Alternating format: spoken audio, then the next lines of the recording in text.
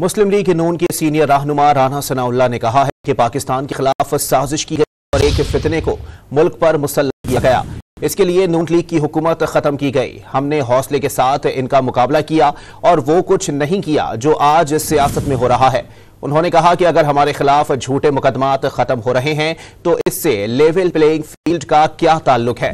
हम इसलिए लाडले हैं कि हमारे खिलाफ मुकदमात खत्म हो रहे हैं।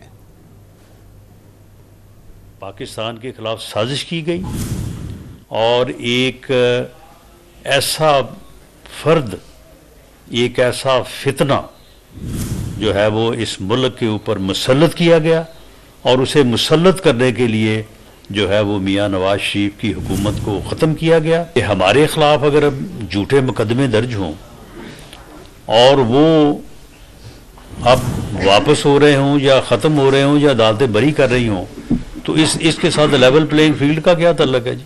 हम लाडले इसलिए हो गए हैं कि हमारे ख़िलाफ़ जो झूठे केस थे वो ख़त्म हो गए। एक जुर्रत के साथ, एक हौसले के साथ हमने उनका मुकाबला किया और हमने वो कुछ नहीं किया जो आजकल हो रहा है। जो आजकल जिस किस्म की सियासत वो लोग कर रहे हैं, जो कल तक फ़िरौन बने बैठे थे,